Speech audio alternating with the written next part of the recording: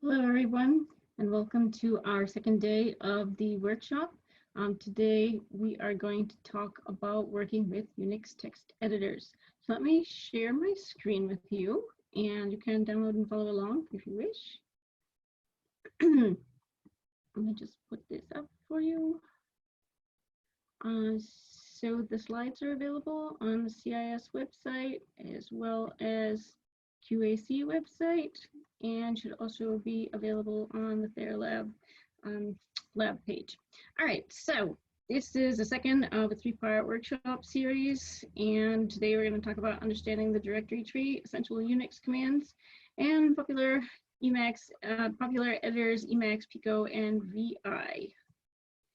So we're going to begin with working with the directory tree. So this is an example of a directory tree. Notice that it looks a little bit like a tree. And the idea here is that we want to explain how folders are inside one another on a computer disk. So let's imagine a simple situation. Imagine you only have one hard disk on your laptop. Okay, so if you are looking at a particular file, do you agree that that file must be somewhere on your laptop? It must be inside some folder that's somehow on that disk. Of course, that's the only thing that makes sense. And so in fact, that suggests that there may be this system of folders inside folders, and they all must be inside something. And so that something is called the root directory. That's like your hard disk on the computer. And so the root in a cluster is the beginning point of the directory tree, and all of the other things that are on the cluster are related to that point of entry. And so what this is showing is here is the root directory, right? The disk, the initial part on the tree, and there are some folders: application, library, system, and users. And here we're showing that users has several different people in here. So we have Bob and Carol on this particular system. Carol is much more prolific than Bob, who seems to be a little bit lazy and didn't actually do anything. But Carol has been busy doing physics. She did a project, and English, where she wrote a poem. And so what we can say is that these are all related to each other. And so what we'll be talking about is how we can move between these, and how the name of a directory or a file is related to its position in the directory tree. By the way, directory is just a UNIX name for a file, for folder, which you're probably quite familiar with working on in your laptop computer. So this is an alternate directory tree that's a little bit closer to what we actually have on HPC. It's by no means comprehensive, but anyways, it gives you an idea. So we're going to have root, and we're going to have two different home disks on here. So this machine actually has multiple disks on it. My home directory, which is the place where I start when I log on to the cluster, happens to be on home 33. And we have some of our students here and a couple other labs as well. As guests with the guest accounts on the cluster for the summer, you'll be the HPC accounts, which are residing on home. We also have MindStore, which is a storage disk, and also these home extras that we mentioned earlier in the workshop series. Also point out that we may have two students who are both taking the same workshops, and so perhaps there's going to be some overlap in the things that they have. So notice that, for example, both of them have a file called test1. So how is it that we can have two test1 files on the same computer system? Well, the point is that they're in different folders, different directories. And so because of that, that's what allows us to have more than one, because in fact, their name is reflected by their location on the disk. That is, we can consider their entire course of directories that they're in to be part of the name of the file. And in fact, then they would be unique, because test1, this one, is in HPC 199, whereas test2 is in HPC 20. So what is a path? A path tells where a file, directory, or program is located within the cluster. No two files, directories, or programs can have the same path, right? Because that would be the problem. Those would not be distinguishable. The path differentiates between two files with the same local name. The complete path name of a file, directory, or program is its path, which contains both its unique name, and the thing that you're used to calling it, right, is just the local name, file 1, file 2, as well as the information about how it is situated within that directory tree, and paths can be expressed either by their absolute or local path. So let us take a look at how the directory tree relates to the path of this file. So we wanted to actually write out the path of this test1 highlighted here. What we would do is we would go all the way back to root. So this is what makes it be the absolute path, that it begins from that common starting point of everything on the cluster. And we would trace out how to get to it. So it would be in home, HPC 199, workshop 2, Emacs, and test 1. So that would be its path. Notice that we use this here to mean the root symbol, which indicates this root directory up here. And so this has the special name of root. That's how we call it. It means that starting one. And we use the slash and other locations to indicate that we're switching between directories, right? So these are just going to delineate the different directories.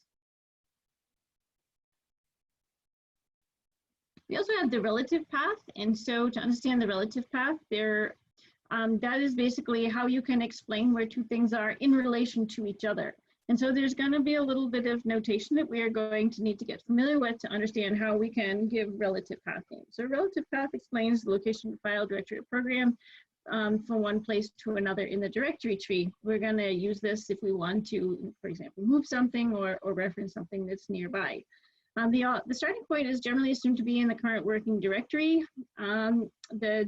A single dot or period stands for the current working directory. Now, this may seem a little bit counterintuitive to say, like, well, why would you need to specify the current directory?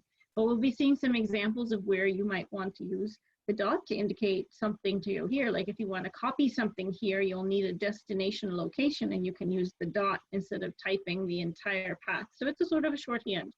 The double dot, which is 2 periods, is also a shorthand, and that stands for the directory above in the current directory. So we're going to use slash to indicate the next directory level. So just like in the path that delineates the different directories, it's also going to do the same when we're using this.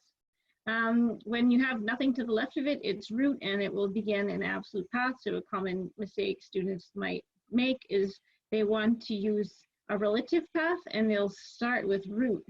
And so that's not correct, because if you're going to use root, then you need to explain where everything is relative to this one, right? So if you were here and you said to change directories to /workshop2, right? The problem is that the first slash having nothing left to the left of it really means root. And in root, there is no directory called workshop2, so that would cause an error. So the correct way to do it is when you're trying to go to the one above, you would use CD for change directories, .. /workshop2, blah, blah, wherever you would like to go. Okay, so these are just some conventions here and a couple of examples. So CD ... changes to the directory above, CD ... /.. right? Means you can stack these together to go up 3 directories. So let's assume we're on home HPC 200 workshop 1. And we want to move to HPC's 199 workshop 2 directory. So how would we get there? So what we can do is we could issue the CD command with the absolute path, but maybe you want to use the relative path instead. So we would go from, we would need to go from the workshop 1, and we would need to go up 1, right? Then we need to go up 1 more to get to home, because that's the common point. And then we start going down the directory tree. So we go down to 199, and then we go down to workshop 2. So that shows us the general trend that when you're doing a relative path, you're going to use the double dots to ascend the tree, and then you'll name the specific directories that you're going to descend into. Okay. So like we were saying, maybe using the dot seems a little bit counterintuitive. However, it's useful when we're trying to use the copy command because it requires a source and a destination. So you're in a directory into which you wish to copy something, you can use the dot. So suppose you're in HPC 199 and your home directory, and you wish to copy file 1. So let's say that that is something that your lab mate had been working on, and maybe they had a script that you need to use. And so what you could do is you could copy their script into your directory. So to do that, you would do cp. Okay, so this is going to use an absolute path. See how we recognize that because it starts with /home, right? And file1, and then here we're using the dot to indicate to copy it to here, right? So copy means the beginning, where the file is from, the origin, and the destination, which is dot. And so instead of typing your whole path here, you can just do dot, which is a lot faster. Okay, a couple more conventions we should be familiar with. The tilde is a symbol for your home directory. So if you do cd tilde, for example, it'll bring you home. That's the place where you will end up when you first log in. You can also use the tilde in paths, and you can use the tilde path to point to your home directory when you're logged in as you. But of course, you won't be able to point to anybody else's home directory. And if you use the tilde in a path and a script to point to, say, for example, tilde bin, some directory, and you share that script with somebody else and they're trying to get to your bin, which worked on your computer, it's not going to work when somebody else uses it because it will point to their bin. So to fix that, you would either need to tell them that they need to put that program in their bin, or you need to not use the tilde because that would point to the relative bin. But sometimes you will want to point to that relative location in a script. So it kind of depends what you want to do. So it's just important to be aware of how that's going to behave. So speaking of the bin stands for binary, and it indicates an executable code, which is in a binary form, machine language rather than a text file. It is a bit of a holdover since these days many programming languages are not formally compiled anymore. So there are compiled languages which do make the machine code, which is in the binary form, and there are also the ones that are interpreted, like Python, where it would in fact just be executed line by line. And so you're not going to have that binary code per se. So it is a bit of a holdover since it's not totally correct that all programs are like that, but basically it's just a convention that people have gotten used to doing. And so what we do is we use the bin in order to have a common place where we would put our code, and then people would know to look there for the code that they need to use. So it's a great idea to do that, because if you're working with others and they want to find your code, they can know to look in your bin, and you'll know where your code is and it won't be lost in your directories. So it's basically a folder, and it's understood to hold your scripts and executable code. It's typically put in the user's home directory. There are also other bins, and you'll see this convention used in other things. So there are bins that contain the software for shared programs on the cluster. So for example, if there is a software package, there'll typically be a bin, and with the code that you download, and the bin will contain the actual things that actually get executed, whereas the documentation would not be in the bin. The bin is an ordinary directory that you create by yourself. By convention, there's nothing magic about it or anything unusual that will happen because you called it the bin. It's just a convention. And so it's really useful to use that when you are working in the multi-user environment, because everybody knows what's happening. So that brings us to popular text editors. So we've talked about the directory tree, and last time we worked with actually creating a file. But as you might have realized, that was really clunky to do that from the command line, and also it doesn't really offer very many options for editing the information. And suppose you made a typo, or maybe you need to insert something in the middle, right? We're very accustomed to doing these things every day. So the problem is that it's really not great to do that using things like just the redirect with echo commands. So is there something better? Well, you are not the first ones to think about that. In fact, there are other programs that do this. So for example, we have several options to do that on the Linux system. So in Linux, we have Vi, which is basically the same as Vim, Emacs, Linux, Pico, to name a few. And they are going to work like a very simple text editor, like Notepad, for example, in a Windows system. So why would you use a text editor in Linux? So many Linux tasks are going to require reading and or writing, looking at the text. You could write input files. You might want to write some scripts, write code for programs, writing some notes on your calculations, documentation. especially if you're going to be doing multiple trials. You want to make sure you're doing a good job of keeping track of what you're doing the output log files of a calculation, checking error files, to just name a few things that may involve reading and or writing to files. So Linux text editors are not ideal for word processing. I would not recommend, writing your term paper using any of these. However, they are terrific for viewing text and editing that text. So there are several options, as I said, to use on Linux. And so one of the things people want to know is which one should I use?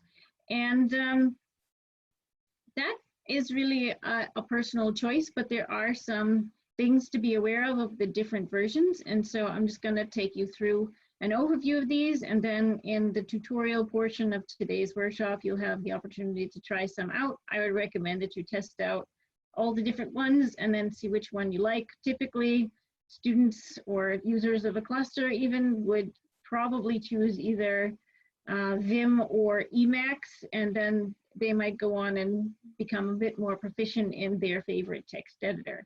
Pico is a terrific one to know because that one is so simple and it's found so ubiquitously. All right, so Pico is probably the simplest text editor that's available. It's easy to use. It doesn't have very many commands at all. Very intuitive, but it's quite limited in functionality. Pico and VI, which the earlier version of Vim, are both small and they do have some commands. VI has more powerful functionality, however, it has a greater learning curve. You may hear of VI and Vim. In fact, on our computer system, VI is alias to Vim, so they are functionally going to be exactly the same program. It started off being VI and then got improved to Vim. And so the comparison is just showing you some of the things that are the upgrades, right? So VI is installed in more places, although these days Vim is getting more and more ubiquitous.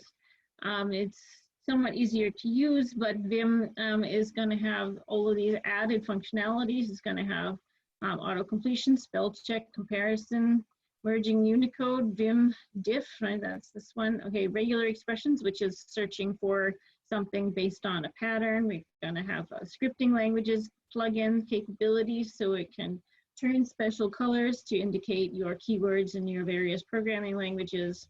It has a GUI available.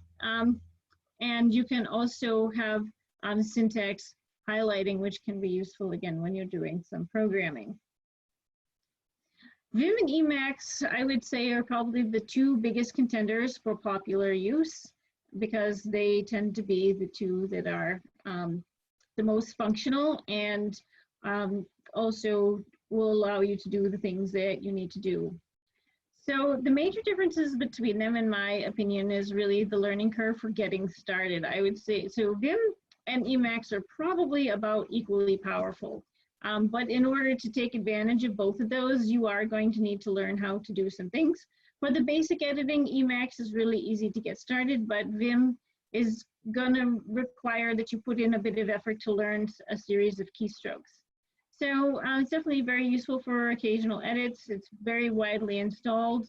However, it is a little bit more difficult to get started because you need to get accustomed to working in 4 different modes, which we'll describe shortly. That's why I feel that there can be a bit more of a steeper learning curve for Vim than Emacs, but to take full advantage of Emacs, there is also a bit of a learning curve for that one as well. Because these two are probably the most powerful text editors, they are the ones that people most often put the effort to learning. Emacs is customizable. It has many plugins available. It is a bigger program, so it tends to take up more space on the disk if disk space is a concern for you. Because of that, it's a little slower to run. However, it's very easy to get started, and it is more like Shell. It's also, I would say, probably a little bit more like the typical, GUI interface text editors that we're used to using every day, like Microsoft Office and that sort of thing, although it definitely doesn't have, like I was saying, paragraph and all those buttons at the top to do those things. It's not going to do that out of the box, although you can add some of that functionality. These are not the only choices. There are many text editors that are available for Linux, so this gives you a list of some of the different options of things that are available. The ones that are in red are available on our HPC, and the ones that we're going to focus on today are the ones that are bolded. So I'll just give you some highlights of the editors to help you get used to them and get up and working with them, and then would definitely recommend that you work through the tutorial aspect of these yourself so that you can actually get the hands-on experience. So Pico, like we said, was that very simplest editor.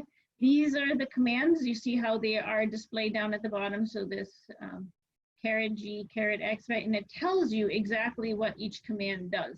So what you do is you type, so you're not typing the caret, you press the control button and then you press that letter, right? So control C means write out, which is save. You can justify, you can do a search with control W. So it's very simple. And if you're not the type to memorize commands very well, the great thing about this is it's really hard to forget them because they're right at the bottom of the page. And so you just type some stuff up here. This works in the usual way as you would expect. You just put the cursor in and start typing. These are all the Pico commands. As you can see, it's a limited list. So that's the plus and minus all at the same time because it doesn't do a lot. But if all you need to do is just type a couple of things, it'll definitely do the job for you. Okay, so the next one we're going to take a look at is Vim. And what you need to know about Vim is Vim has 4 major modes that you need to master in order to effectively use it. First of all, there's the normal mode, which is the default mode that you get when you log in. You can navigate around the text using the arrow keys, and escape is going to bring you back to this mode from any of the other 3. Insert, you use this mode to write or insert the cursor at some text. So the thing that is always very confusing to people when they're getting started is they will try to type their text in normal mode. And you cannot insert the text when you're in normal mode. You need to go to the insert mode in order to type the text. Visual, this is for text selection. So you can do some selections and then, for example, indent a whole block of text. And then we also have the command line, which allows you to call the Vim commands. So this is an example of what it looks like in normal mode. So here's a picture of the actual Vim. And so this is keystroke command-driven interface. So as we were saying, there are 4 modes, and these are the keystrokes that are available. So what you can see is that this can allow you to quickly move in different directions if you've memorized which keys are which. Now these 4 are basically going to make like an up, down, left, right configuration on your keyboard, so that will help you learn how to do it. You can jump by words and you can include or not include punctuation as you're moving forward and backwards.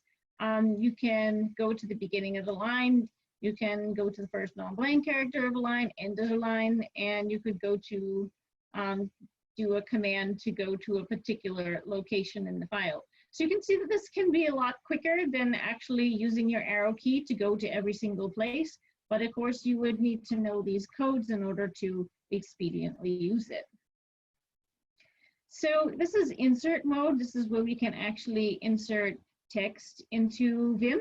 So you need to go into this mode by using the I button or key from the normal mode. And this will initiate inserting the text at the location of the cursor. Well, I should be more clear about that. You can insert text relative to the current place of the cursor. So for example, we see that we can insert directly at the cursor point. We can insert at the beginning of the line that the cursor is on. We can append after the cursor. We can append at the end of the line, open a blank line above, or open a blank line below. And we can also use escape to exit out of this mode. So this is what you want to do. You'll be entering your text, and then you can save your file. All right, so that brings us to Emacs. And so Emacs is, in some sense, easier to get started because there's only one important mode that you need to know about. You just open it and you can move your cursor around and start typing, deleting, whatever you want to do. And so in that sense, there's less to learn than there is in Vim in order to be able to get productive right away. You can do column addition and column deletion in Emacs, which I think is a real plus. This is especially useful if you need to add or delete columns of data. So you can open them in here and you can make a column selection and delete a whole column all at once. And you could add something in.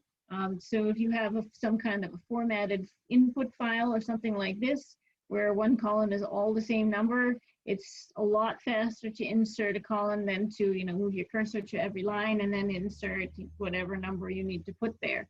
So that's something that you'll be having a look at in the workshop, and something that I think is a real plus about Emacs.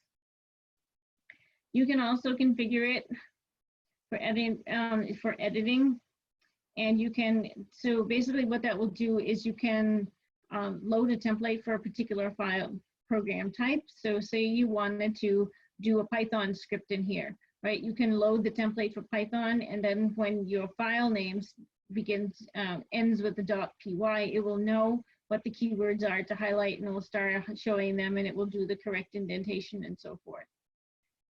Also, Emacs has search and replace, which is very nice. So then with that, we are ready to move over to the tutorial. Please visit one of the Moodle pages in order to obtain the tutorial that accompanies this workshop that will give you some experience working with our different text editors.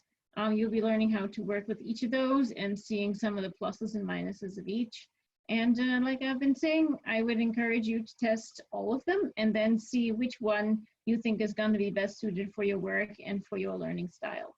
So I hope you found this helpful to learn a little bit about the directory trees and how to make files. And hopefully working with those will be quite useful for you. Before we go, I have a fun fact for you. Did you know that if you are a Mac user, that you actually have a penguin inside your computer? What do I mean by that? The penguin is a symbol for the Linux operating system. And that is, in fact, available on your Mac machine because it does have some parts of its operating system in common with UNIX.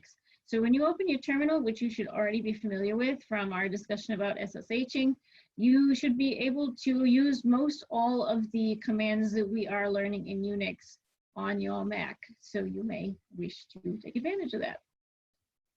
So then this is part of a 3-day workshop series. On day 1, we have taken a first look at the HPC cluster and learned a little bit about it and did our login. And today we are learning about the directory tree and the editors, which you'll be practicing with shortly. And then looking ahead to tomorrow's, we'll be doing bash scripting. So we'll be working on, in particular, writing bash scripts that are used for job submission to the queue. So we'll again be revisiting some information about the queuing system and how to work with that, and in particular, some Unix commands related to the queue system. All right, well, with that, I'd like to thank all of you who have participated in this and hope you're finding this useful. We will see you next time. Bye.